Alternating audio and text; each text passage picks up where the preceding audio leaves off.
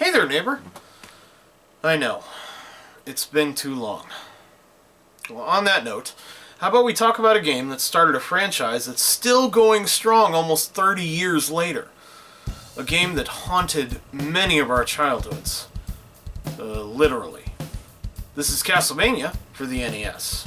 What do you remember most about the games you used to play? Pantsless shorts are here to remind you of back in the day. PC or console, does not matter what you choose. Memories will be made even if you win or lose. The save file. Now we never have a save. Save file. What's your favorite memory? Save file. Arrows giving warning to Save file. That's the shorts presents to you. The save file.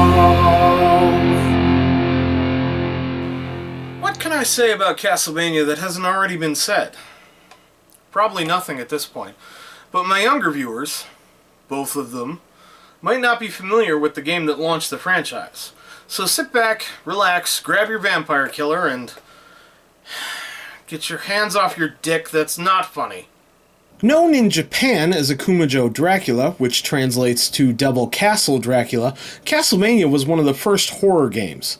By which I mean it dealt with horror iconography. The game is virtually an homage to the great horror icons from movies and literature. But the game isn't actually scary, unless you're scared by punishing difficulty. And if you are, I understand. Believe me, I understand. The game is about Simon Belmont. Simon Belmondo? What? Anyway, the game is about Simon's attempt to stop Dracula because...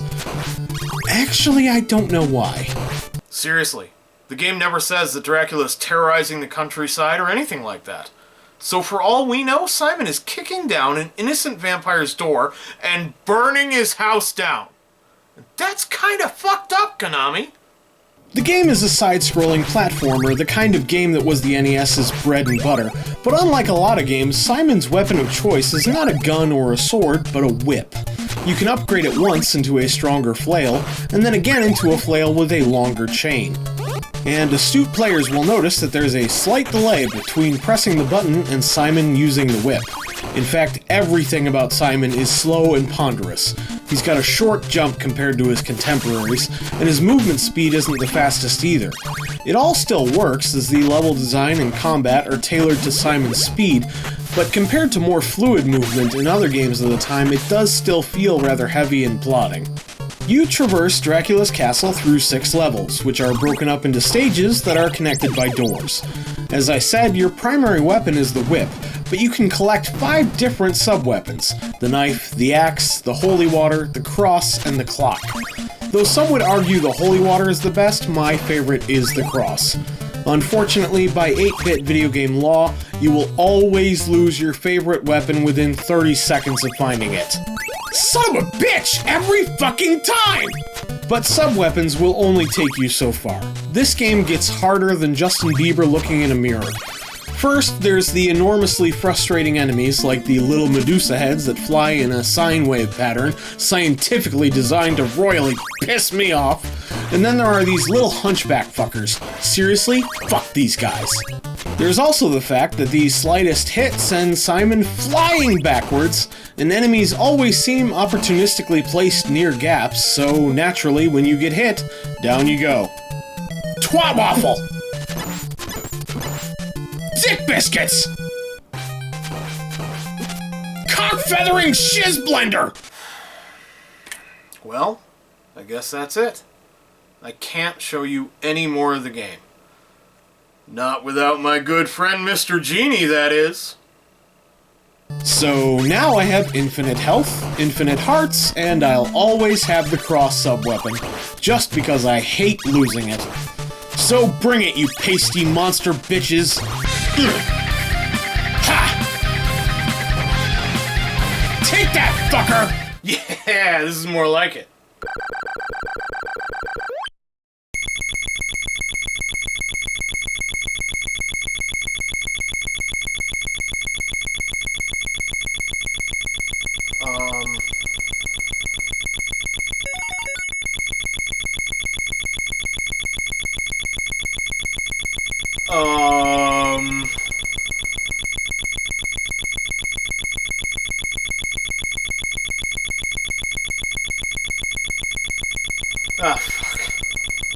This was one of the unfortunate possibilities when cheating. You could accidentally use a code that effectively breaks the game.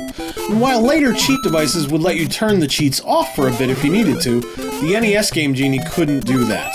And your only choice would be to reset the game, pick a different code, and hope for the best. I don't really need infinite hearts, so I leave that code out this time. Now it's time for some smackdownage.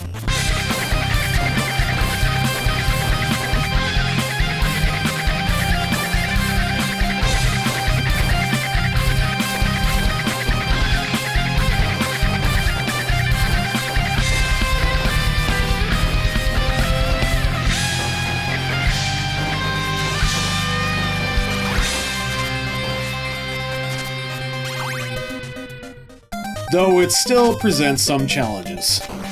Yay, a heart! Oh, you son of a bitch.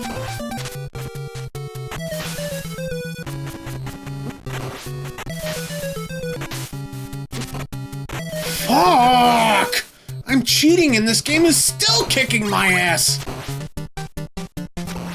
Holy crap, this room is insane! Oh, fuck me. You face a montage of Hollywood's best old-timey horror icons as bosses, but eventually you'll take on the master himself, Dracula.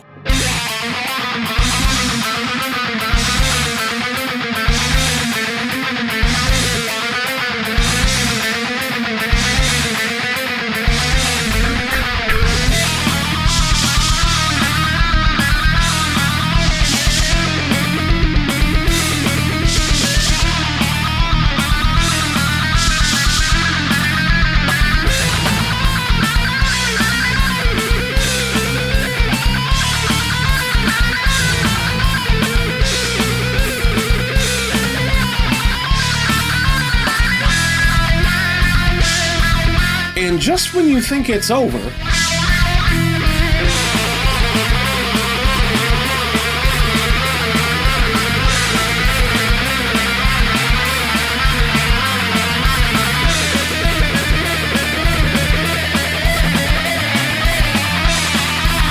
I'm not sure about this, but this is one of the first instances that I can remember of lol, this isn't even my final form.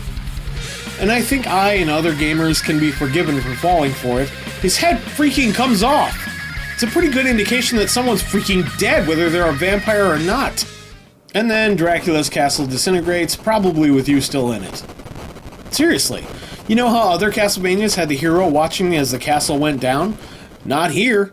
Simon's still inside, which means he's probably dead. And Simon's quest is just like a fever dream that he had in the moments before the rock crushed him.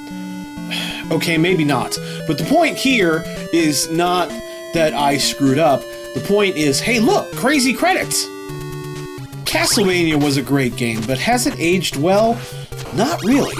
Platformers have evolved so much in terms of control and creativity, it kinda got left behind.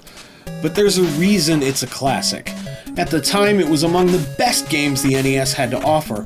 It was visibly and tonally different from everything else out there. Would I introduce it to my kids, providing I ever get to have any? Sure. Would I be upset if they gave it a pass in favor of New Super Mario 3D Universe?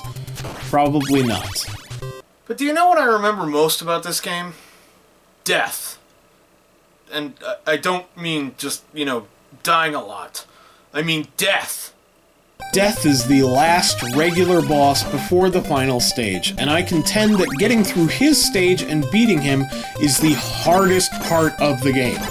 The hall before him is insane, with Axe Knights and Medusa Heads, either of which would take off a quarter of my health per hit if I weren't cheating, and the Knights take a whopping 7 hits to kill. And even surviving that with a full health meter is no guarantee. Death himself is, appropriately, a bitch! He flies around in an irregular pattern and spawns in up to 4 sickles that home in on your position, and in a huge dick move, continue to attack you even after Death is defeated, though they will no longer spawn. I shudder to think how many hours of my childhood I spent desperately trying to get past him before my parents had to take the rented cartridge back. Well, that's Castlevania. I hope you've enjoyed it. Make sure to check out the Pantsless shop for great t-shirts and other gear. As for me, I'm gonna go make some more memories.